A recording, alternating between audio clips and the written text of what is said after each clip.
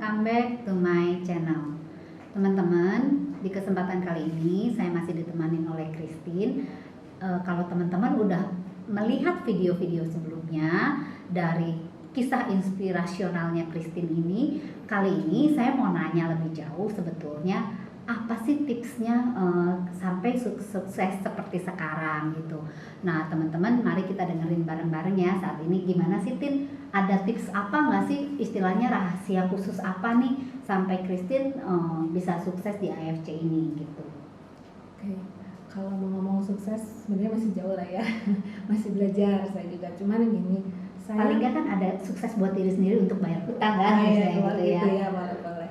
Ya, yang saya lakukan hanyalah satu sebenarnya, kerjakan dengan sungguh-sungguh. Itu start pointnya gitu kan. Full heart ya. Full heart, mungkin belum bisa full time karena saya juga sambil ngurus anak, tapi minimal full heart. Artinya full heart apa? Saya mengerjakannya tuh dengan nggak terpaksa gitu. Ya. Jangan terpaksa, itu enjoy dan mengalir, akhirnya bisa mengalir dari hati. Jadi kayak kenapa orang kalau ngerjain hobi itu bisa lebih sukses daripada yang bukan gitu, karena kalau kita jalannya dengan sepenuh hati, dengan bisa enjoy dengan pekerjaan itu, pasti kita bisa lebih survive ketika ngalamin satu kesulitan. Kalau ditanya passionnya di MLM, siapa sih yang punya cita-cita ya jalanin MLM?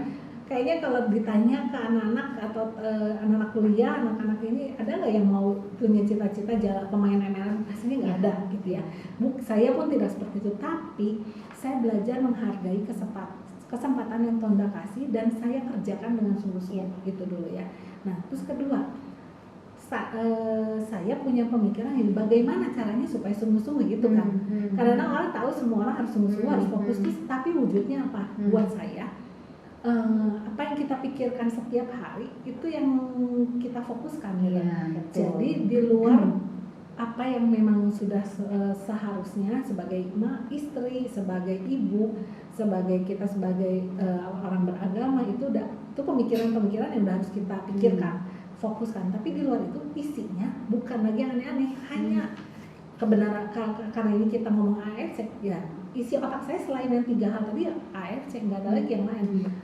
Dan saran saya ke tim saya itu pagi, siang, sore, malam kalau nggak bisa bikinin AFC. Bagaimana kalau yang kerja? Kalau yang kerja sungguh-sungguhlah di dalam pekerjaan. Tapi kan saya yakin dong, saya juga pernah kerja kantoran, pernah kerja back office, pernah kerja lapangan. Ada masa bengong dong, ada masa di jalan nyetir menuju satu tempat, daripada ngelamun yang enggak pikirin gimana caranya ini. Itu pertama. Mulai dari mikirin, dari mikir. Nah, selain dari mikir, kita mau ngapain? Nextnya apa? AFC itu kita bisa kemas bagaimana, mau apa, bikin target segala macam. Sebenarnya kalau yang kerja lebih mudah. Di dalam tempat pekerjaan kita kan pasti ada job description, ada goal setting, ada target, ada terus planningnya mau ngapain, time schedule, ada semuanya ada. Kenapa nggak dipakai di sini gitu kan? Masalahnya gini loh, kadang-kadang orang berpikir kerjaan yang sesungguhnya itu kerja di kantor atau bisnis yang ada gedungnya. Ketika MLM itu iseng-iseng. Ya kalau berpikirnya gitu ya akan jadi iseng-iseng. Kalau saya berpikir ini adalah pekerjaan di mana saya bekerja di perusahaan besar. Coba teman-teman banyak bermain imajinasi, berimajinasi lah. Andai kata teman-teman ada di Indonesia perusahaan besar apa sih? Boleh disebutin. Nah, andai kata kita semua kerja di sana, pasti kita cara jalannya, cara berpenampilannya beda, karena kita representatif dari perusahaan tersebut. Nah, kalau teman-teman bisa bayangkan itu, bisa kebayang nggak kita tuh di perusahaan apa? Kita itu ada di perusahaan Jepang, perusahaan terbesar kedua di Jepang yang ownernya katanya terkaya kedua setelah Yamaha. Kebayangkan perusahaannya seperti apa? Nah, bangga nggak sih? Gitu dulu kali. Pertanyaan pertamanya, kalau bisnisnya mau jalan harus pede. Kalau pede, kalau nggak pede gimana mau jalan? Kalau kita nggak bisa menghargai diri kita sendiri, nggak percaya sama diri kita sendiri, jangan harap dan menuntut orang percaya sama kita dan omongan kita. Nah, kalau kita ada di perusahaan yang besar dan kita bangga, auranya kita akan beda. Jadi dan yakin dulu sendiri baru bisa meyakinkan orang kan gitu ya. Nah, untuk itu apa? Pelajari tentang company profile. Jadi company profile itu yang ada dari perusahaan bukan buat pajangan, buat iseng-iseng informasi formalitas, bukan. Dari situ kalian bisa menghayati. Saya menghayati ini perusahaan besar, jadi saya memperlakukan bisnis ini sebagai bisnis besar. Ini adalah proyeknya saya, gitu. Karena kebenaran saya dulunya kan pernah kerja di proyek. Kan adalah kita manusia ya. Ketika ngerjain proyek rumah, ini mah proyek rumah. Ketika waktu itu saya pernah ngerjain proyek di Seminyak Bali. Itu kan kayaknya wow, dan kita bangga banget. Nah, kurang lebih kayak gitulah. Anggap aja kita lagi punya proyek yang besar, feel-nya keluarin dulu, gitu.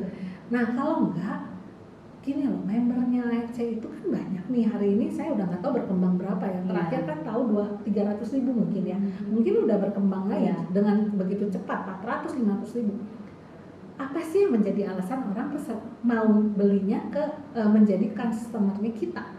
Kalau enggak, saingan kita kan ada 400.000 orang nih. Kalau toko ngederet ada 400.000, 500.000 toko nih. Apa alasannya harus ke kita? Nah kalau dia merasa nyaman, dia bisa nyaman, dia bisa merasa dapetin sesuatu value added dari kita, dan ngelihat kita tuh bukan sales. Kalau sales kita tuh harus jadi sales, bukan sales tapi konsultan. Apa bedanya? Kalau sales kita jualan barang A, belum tentu kita pakai barangnya, kita bisa pakainya merek B.